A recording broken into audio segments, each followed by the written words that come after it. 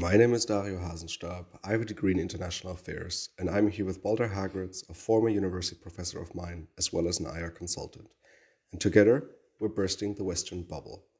Today, we will analyze how to understand democracy through the lens of the Western bubble. Because while Western societies have many strengths and significant weaknesses, in order to analyze these, we use the concept of the Western bubble. If you would like to know more about this concept, how this podcast started, or who we are, make sure to listen to our introduction episode. Hi, Balder. Why are we speaking about this topic today? Why are we speaking about democracy? Hello, Dario. Good to have you back, first of all. And in many ways, I think the question is why haven't we spoken about democracy before? In the sense that we have mentioned it a lot in our episodes, but it actually took me by surprise when you pointed out 2 weeks ago or so that we had never done a full episode on this, which is interesting because democracy is such a fundamental part of the Western bubble. We have started telling ourselves that there's something inherently morally superior about being a democracy compared to any other type of governance form. Whereas in reality, democracy is a practical tool for us to achieve certain moral values. In itself, there's nothing inherently better about democracy than any other governance forms if it is not related to actually achieving human well-being. And just like in the episodes about nuclear proliferation, this week's topic will be divided into two parts. Today, we will talk about the facts and the bubble perspective of democracy, and next week, we will analyze the damage and the future of this topic. And what are the facts? The term democracy first appeared in ancient Greek political and philosophical thought. The word comes from demos, common people, and kratos, force or might. Democracy as a system is a form of government in which the people have the authority to deliberate and decide legislation, which is called direct democracy, or to choose governing officials to do so for them, which is called representative democracy. A republic, on the other hand, is a system of government where people can choose representatives through elections to make decisions in the public's interest. Western democratic evolution is typically described as follows, where throughout time there are a number of states that use democratic elements in its decision-making.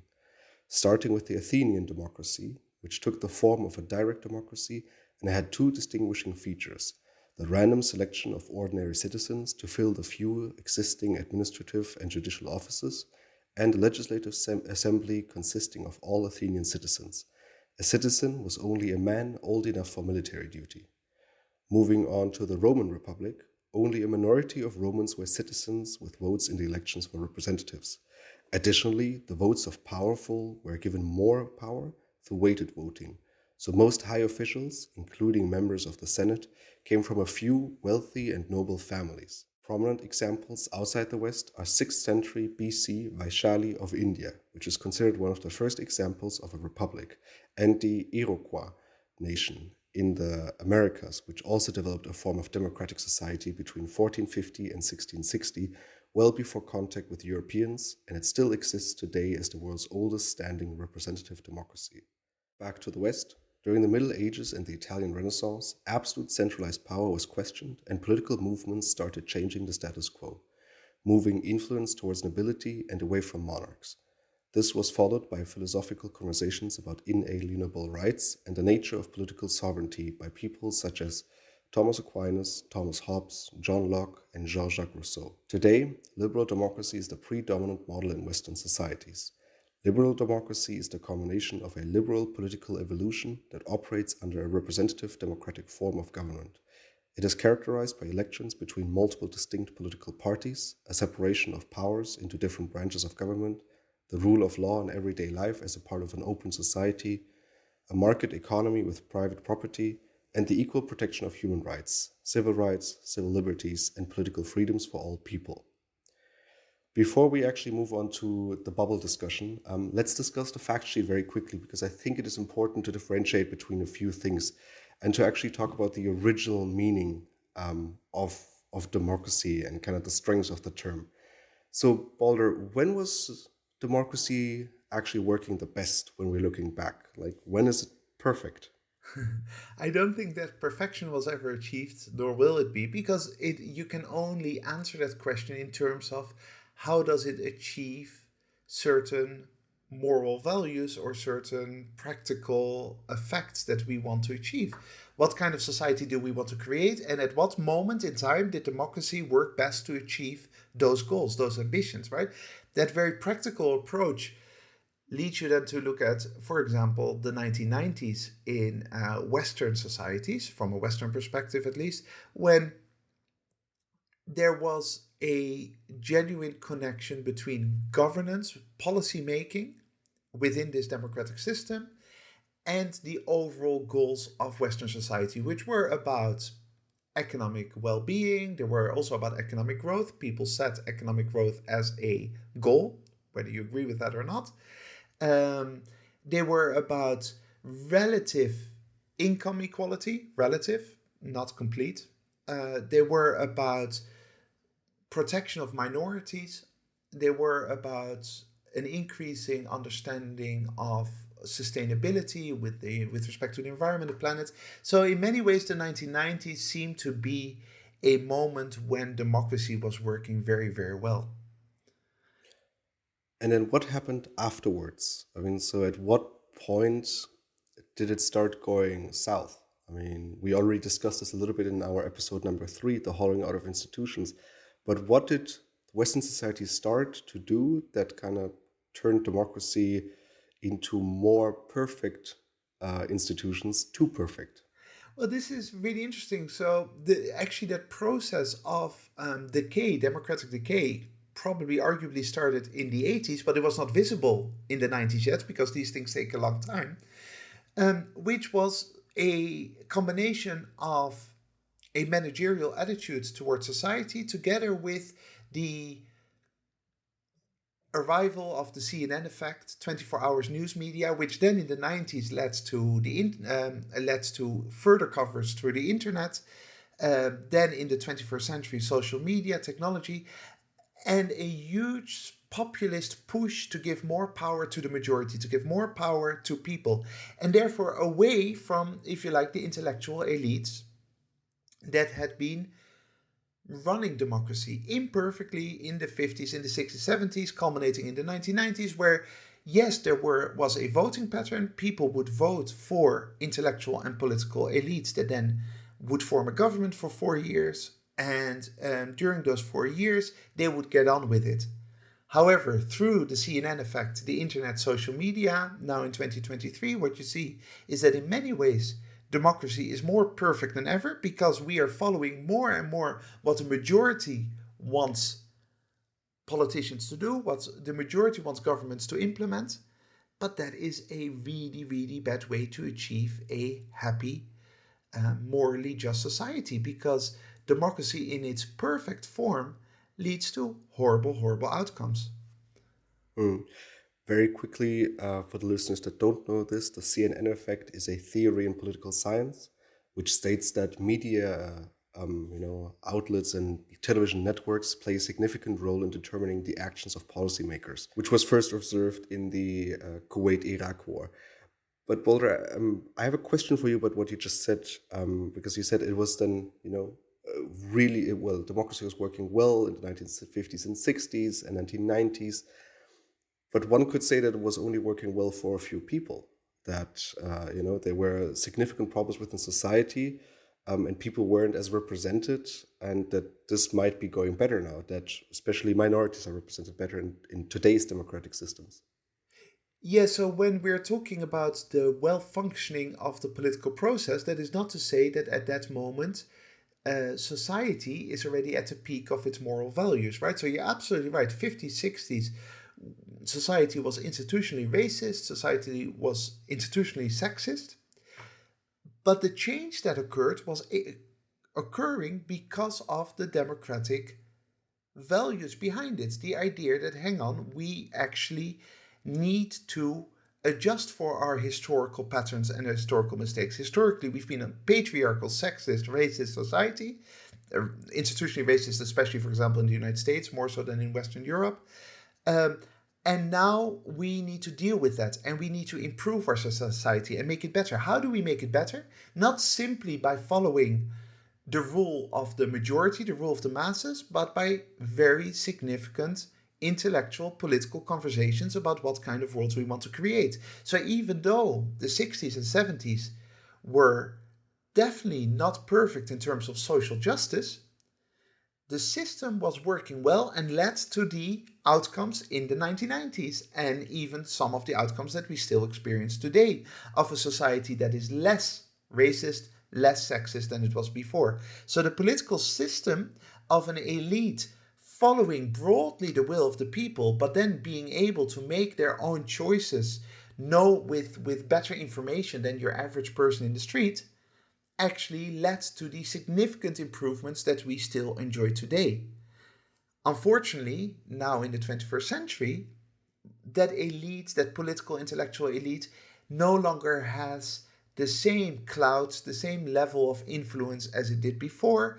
Populist politicians and also center politicians are following very much this mass pressure from society on specific issues and on broad issues, and as a result the democratic process is more perfect but works worse in terms of achieving moral value, institutional success that we're all craving for. So, if I understand this correctly, then an ideal way of running society nowadays would be to have the same elite intellectual conversations of the 50s and 60s, however, with the representation of minorities that we basically see today. And so simply having elites from all parts of society that are having an intellectual debate for society, and that society doesn't have this debate, let's say, on social media screaming at each other. Exactly, and this is where democracy really shines. So the old white men in the 50s and 60s, and by the way, that's an absolutely correct description of who was running the country in Western Europe or in North America in those days. Those old white men didn't, out of the goodness of their heart or out of the wisdom of their intellect, simply change society. They changed it because of significant pressures from below. But there was still a filter process of, hey, there is a civil rights movement, there is a feminist movement. They're putting pressure on society, they're forcing the elites to have certain conversations.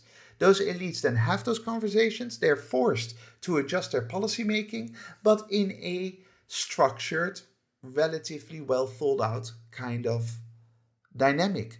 Unlike the world that you see now, where political elites, the politicians, leadership, basically just follows the crowds without having a broader analysis about it, without having a genuinely well thought out conversation about what is it, what kind of world are we actually creating now, what is it that we want to achieve in the next 20, 30, 40 years. So now, because of that democratic success of the late 20th century, because of those pressures from society changing that patriarchal elitism, we now could have an intellectual elite that includes the minorities, that includes women, but that is still intellectual and serious in tone and in content.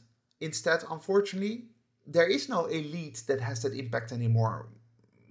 Not of white men, not of black women. That elite is no longer available as part of the democratic process because nobody listens to them. So now in the 21st century, we have this too perfect democracy, as we just described. And at the same time, we're seeing parts of society and some Western countries and some other countries that were liberal democratic, moving away from this process of democratic backsliding. What does this tell us about the state of democracy? It means that people no longer understand that democracy is not simply following everything that they want to achieve. Instead, they get angry when certain policies don't go in their favor. As a result, they start punishing long-term policy making and they start rewarding short-term populism. Short-term populism leads to bad policy making. They get more upset.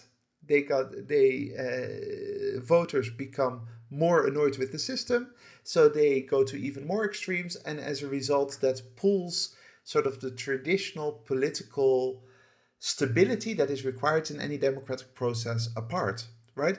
And so, interestingly enough, our society right now requires some radical policy making, but that radical policy making has to come from a serious place. So we need radical policy making when it comes to the environment, with the increasing income inequality, groups being left out of the system. But instead of understanding that that requires a intellectual conversation that then leads to a long-term vision, voters demand that change straight away from politicians who promise them gold but will only deliver mud. What is the bubble? So that now we're talking about the bubble and what's the bubble here.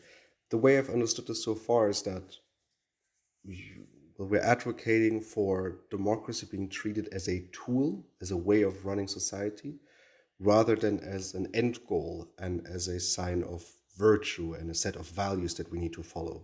Yes, the rise of the West goes hand in hand with the increasing democratization over the past few hundred years.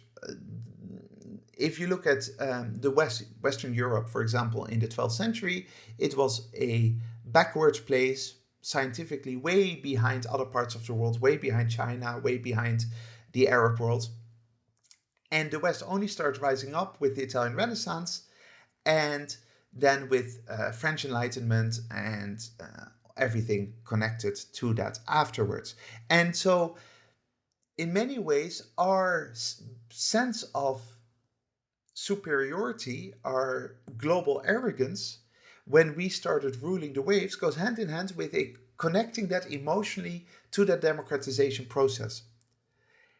The result of that is that we have no longer a clear picture in mind of what, first of all, made us successful as a society, what were the things about democracy that helped us, and instead we're equating democracy with the geopolitical superiority that we achieved over the past couple of hundred years. So in the 19th century, early 20th century, Europe ruled the world in many ways with its colonies. Then in the 20th century, late 20th century, the United States ruled the world with its hugely influential diplomatic and military might. And that was connected to societies that had democratized very, very clearly. And as a result, we no longer understand the process of what made us successful. We no longer look at what actually was practically valuable to us as a Western society and on the global stage. And instead, we just think that, hey, we're democratic, we are liberal, unlike some others, we are successful, unlike some others. Therefore, our success is automatically connected to that democracy. Therefore, we create a mythology about what it is to be democratic. This reminds me of the episode we recorded on development aid, where the condition for development aid is always democracy, because democracy helped us develop, so it will help you develop. Exactly, which is exactly the problem with this kind of thinking, that there is something inherent, and that's why mythology is the right word for it. It's mythological. This idea that democracy is somehow automatically superior in its very essence, rather than connecting it to actual practical outcomes. Because you can point, and you should point, at practical advantages that democracy has. And that's a good thing. And as a result, it did help Western Europe in the 20th century. It did help the United States in the 20th century. It did help Japan in the second half of the 20th century. No doubt about that.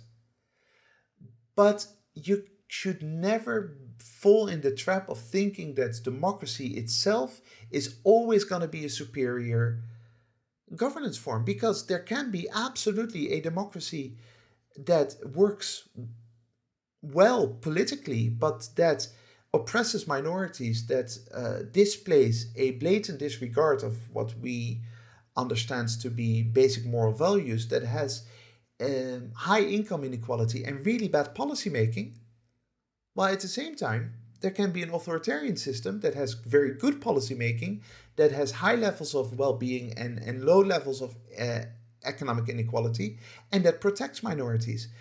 In that case, surely that second version is way superior morally to the first version. And the fact that the first version is democratic is basically meaningless in that instance. And so what is important for these, goods that you've just described to be achieved? Like what elements of policy making are important? I assume it's some form of controlling the leadership and guiding it is already a bit too democratic, but I think there's some form of controlling the leadership, right? That you hold them accountable for their actions. Yes, typically, one of the strong points of a well functioning democracy would be that accountability of saying, you make mistakes, we're going to vote you out of office, and you cannot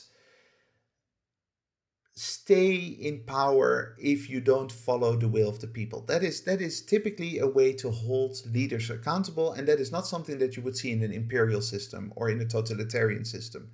Mm, in theory, and very often in practice, emperors, kings, dictators can introduce terrible policy which leads to a lot of human suffering, and they will not face the consequences, unlike that in a democracy.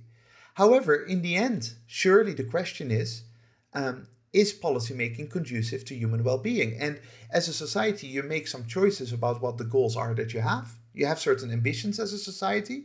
Those ambitions are typically related to economic well-being and protection of minorities and those kinds of things. And then you say, okay, is this leader at the moment doing that? If they're not, do we have a way to get rid of them? In a democracy, often you do. In a totalitarian system, you don't. This is why there is a strong case to be made for democracy, but only within the context of that practical policy making, not because going to vote in itself is somehow inherently superior than having a emperor or a king above you. Hmm. It is this notion of seeing democracy as a tool, because I mean it's ultimately that tool, but it's not the use of the tool or even the end goal that is then so sacred. And this is what the West sees as sacred. I mean, we see democracy as sacred. I've had this many times when in university, especially in the early years, you would even discuss the notion of democracy, and criticizing it does not go over well in the West. No, because it has become a sacred cow to us, right? It is something that we mistake practice for mythology, and we tell ourselves from a very young age that the act of voting, regardless of the practical outcomes, is somehow a hugely moral act. For me to express my political opinions by choosing one party over another isn't just seen as a way for me to contribute to a well functioning political system and a well functioning governance system. It is something that is an inalienable right that we should protect at all costs. And then you create exactly this kind of mythology, and you create this idea that it doesn't really matter whether the practical policymaking is conducive to human well being. What matters is that we are being democratic. And as a result, if we see another state that is not democratic, but that is taking care of its people, we still reject them. We still believe that there's something inherently evil about them, despite the well-being of those people actually being served really well by their own political non-democratic system. And examples of this would be China or Singapore. I think Singapore is the one I like to bring up the most because it's a one-party system, not a democracy, but a really nice country. A lot of Westerners enjoy living in. And then China is the example we always bring up with regards to development, is that China has elevated 400 million people out of poverty in the last 40 years, something that they don't get enough credit for, and something that they did without being a democracy. They hardly get any credit for it. And I would challenge anyone to deny the moral value in elevating 500 million people out of extreme poverty to middle class levels of well being. The moral outcome of that is not just about money, it is about being able to feed your children, being able to send your children to school, not being stressed out about whether you will survive in the next few months. The core moral values that we as humanity have always espoused are absolutely well served by elevating people into those middle class standards of well-being, and that is something that China has achieved. And if you look at where democracies are going, where the United States is going, and the United Kingdom and even continental Europe is moving towards, it is actually an increase in extreme poverty. It's an increase in people who don't know if they pay the bills, an increase in people needing food banks. The fact that we all go and vote surely is less important than the observation that more and more people in our societies are becoming poor, properly, desperately poor. Whereas in China, it's in the other direction. And in Singapore, it's very much almost non-existent, that extreme type of poverty. But there are also some very serious problems within China. There are. And every society has very significant serious problems. China clearly has a lot of internal issues that they have to account for, and that from an outside perspective we might feel very uncomfortable with. There's also a reason why I live in Spain and not in China. I have no plans to move to Beijing anytime soon because I feel more comfortable in the connection between my own moral values and the moral values as espoused by Spanish or Western European society than those in China. However, that is not really the issue that we should be dealing with. What we should ask ourselves is, any specific governance form, does it fulfill the overall policy objectives, the overall practical outcomes of the society at large? And in China, it is clearly overall doing it, despite issues that certainly from the outside look pretty dark. The same can be said about Western Europe. Are these the practical outcomes of our democratic system still in line with Western European society's ambitions? This, regardless of whether outsiders judge Western Europe or not. Do we believe that our political system is the right system to achieve the goals that we have? And I think a very provocative question here could be kind of tapping into a discussion that is taking place currently in Western Europe in particular. Is our system well equipped enough to tackle the climate issue, for example? Do we need maybe more authoritarian measures, not taking into account maybe the majority voice of society saying that we want to have a comfortable lifestyle? Do we need a more authoritarian approach, like China saying that, okay, we're going to slash CO2 emissions by this year and we're going to do it in our way?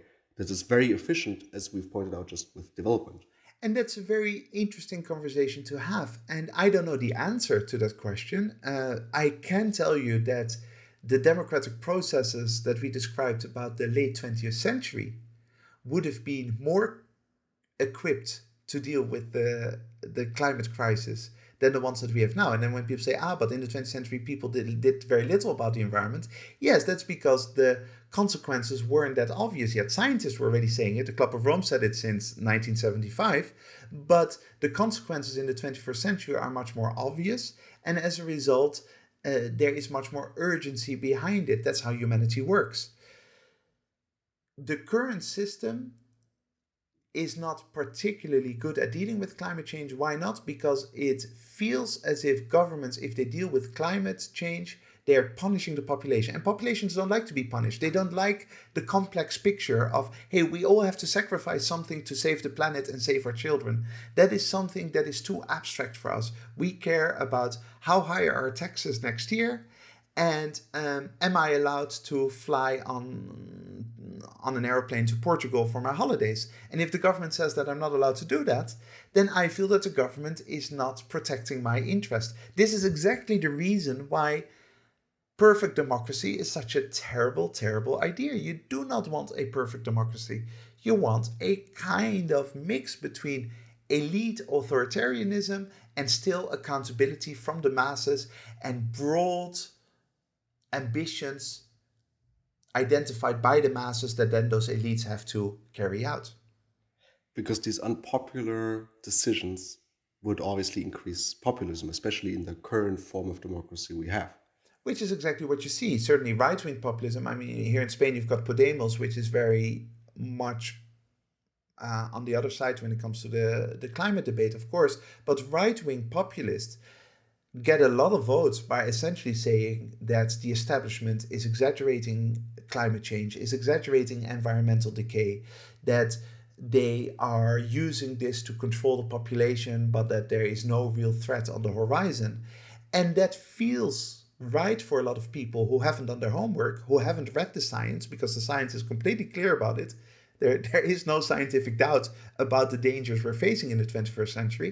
But if you don't do your homework, if you don't actually properly read up on it, and if you don't trust the scientific elites, then you're going to feel very comfortable with a populist leader who says, oh, there is no climate change. This is just the establishment trying to mess with you. Please vote for me, and I will make sure that you can do whatever you like with your CO2 emissions. I will make sure that we won't tax the farmers, that I will make sure that we won't limit our own economic behavior, because you should be free to make your own choices because you're a reasonable human being. And a lot of the masses respond well to that. They think, exactly, I can make my own choices. I don't want that establishment, those elites, to do that for me. But as a result, long-time governance and policy making goes down the drain. I mean, we also see this on the other side of the spectrum. It's not only the right wing, but I mean, the example of Germany phasing out of nuclear energy was a response to a huge popular, the masses were in the streets outcry to a response of the catastrophe in Fukushima in 2011, where afterwards, politicians responded to this fear of nuclear energy, ignoring the expert views, saying that if you want to decarbonize society and if you want to lower CO2 levels, then nuclear is one of the better options out there. It can also go into the other extreme, turning things around. The nuclear debate, maybe that's almost something for another episode, but it's a very good example of how bubbles work, right? We, partially because conflating nuclear weapons with nuclear energy, partially because of some horrible events, not just in 2011, but also Chernobyl, obviously, which is very traumatic to people, which is incredibly scary, and did cause a lot of damage. We overemphasize this emotional dislike for nuclear energy, whereas if you look at the actual facts and you were to actually follow the people who know what they're talking about, the scientists, the experts, the engineers, they're all saying that nuclear energy is way less destructive, is way less dangerous than all the other types of energy, coal mining and whatever else, that is currently undermining our planet's well-being. However, coal mining doesn't lead to a big nuclear explosion like Chernobyl, and as a result, we don't have that automatic antagonism towards it that we have with nuclear energy, right? It's one of those very good examples where you cannot let your own intuitive feelings dictate policy making, and that's exactly why you need to trust scientific and intellectual elites. But that trust is completely gone in the 21st century. And another one of these problems with democracy is that it leads to a more aggressive foreign policy. Yeah, this is a very clear issue. There can't be any doubt. Look at the last 70 years. Which are the countries that have started more wars, that have caused more civilian casualties, more destruction? It's by far the democratic nations of this planet. The United States, the United Kingdom, Israel, the Netherlands. Those are the countries that have been militarily by far most aggressive on the world stage. I know that we're all obsessed about with respect to Ukraine and Russia right now, and Russia has been relatively aggressive, but for example, a country like China has not invaded any country lately. It has not used its military for foreign policy. The West, the democratic West, has. And this wasn't just to prevent genocide. In fact, the one big genocide in modern times that we can point out, the Rwanda genocide, which was a proper, horrible, horrific genocide where 1 million people were killed overnight, did not lead to any military reaction by the West. What did lead to military reactions? Our own interest. The war on terror, the Vietnam War, those issues that have nothing to do with basic human morality and everything to do with just protecting our global strategies and our geopolitical interests that we identify. And the result is that despite the mythology that there's something peaceful about democracy, and ask anyone in the Netherlands or in Spain, go in Madrid or Berlin, ask them, is your country a source for good and peace in the world? They will answer yes, it is. Sometimes we make mistakes, surely, but we are a democratic, liberal, peaceful nation that just wants everyone to get along. But the facts don't bear that out. The facts show that these countries are the ones that are causing war, that are the ones that are causing destruction, despite any mythology about uh, how morally good democracy might be. And this has to be embodied by the democratic peace theory.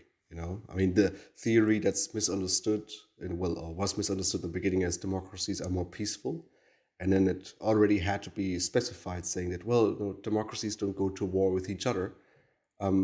However, completely undermining the point that you just raised is that all these other very destructive wars were in fact started by democracies. But it seems like that in our mind, any of these wars are kind of seen as mistakes. I think Afghanistan is a great example here. Afghanistan was a bit of a mistake. Wasn't planned well. Iraq as well. But we didn't start those wars. It was it was someone else, or it was a mistake.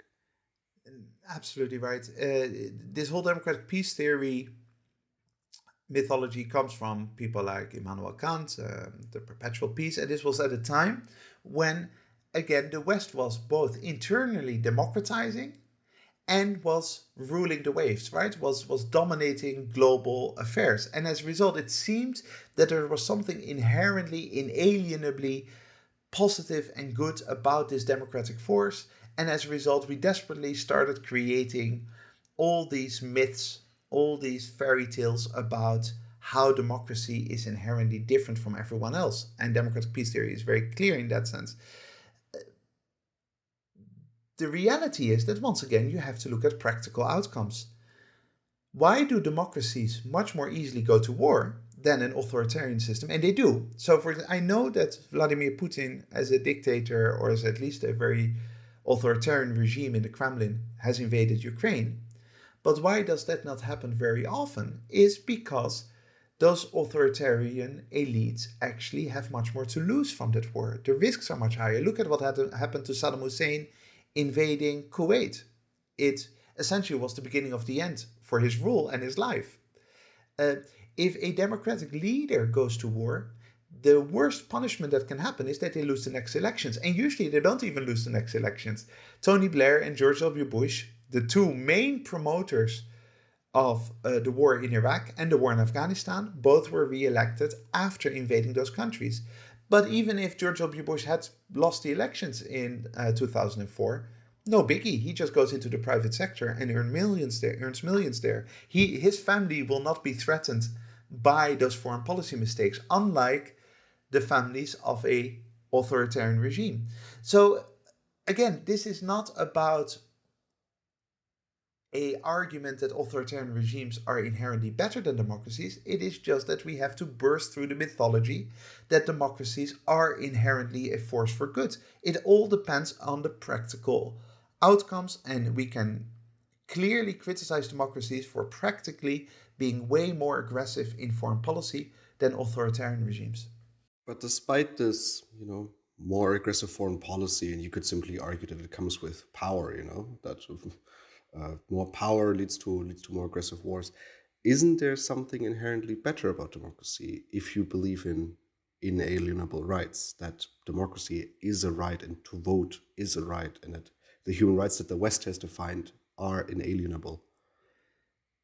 That is the best and not a particularly good argument in favor of democracies, right? And this comes from this long line that started with the human rights debate that we did an episode about, Thomas Aquinas, and then led into the French Enlightenment and led into the whole thinking at the basis of the United States Constitution that every human being is born with these rights. And that as a result, if you live in a society where there's an authoritarian figure, a Hobbesian Leviathan, if you like, that can just impose their will on that individual that can break those inalienable rights, then that is inherently an inferior system to a democracy where that authority cannot do such a thing. The problem, of course, is that unless you're a moral absolutist, that idea of inalienable rights is a choice society makes. It is not written in the sky.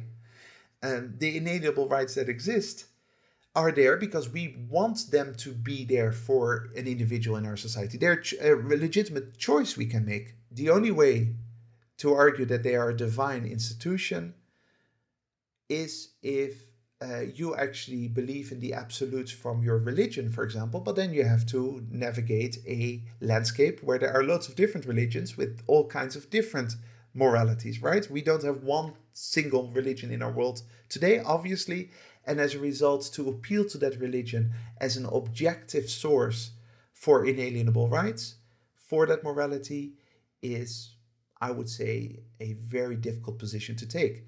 So then we are back to, we as a society can decide that every citizen has certain rights and we can call them inalienable. But that is a choice that our society makes. And then the question is, does our society actually have a governance system that defends those chosen rights? That's all. And Chinese society, for example, would emphasize very much economic rights and say we want every Chinese citizen to be able to enjoy middle class standards of living. We don't really care about the inalienable rights when it comes to freedom of speech or freedom of religion or something like that. That is not as important to us. And that is a legitimate choice to make for the Chinese, just like it's a legitimate choice for Western Europe or the United States to do something else. And then the question becomes, is the political system conducive to defending those choices?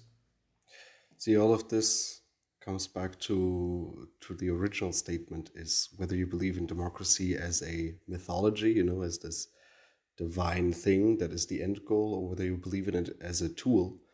And I would say that this seems like a great moment to end today's conversation on the first part of our two parts on democracy. Today we talked about the facts and the bubble, and next week we will be talking about the damages that this bubble causes and the future of democracy.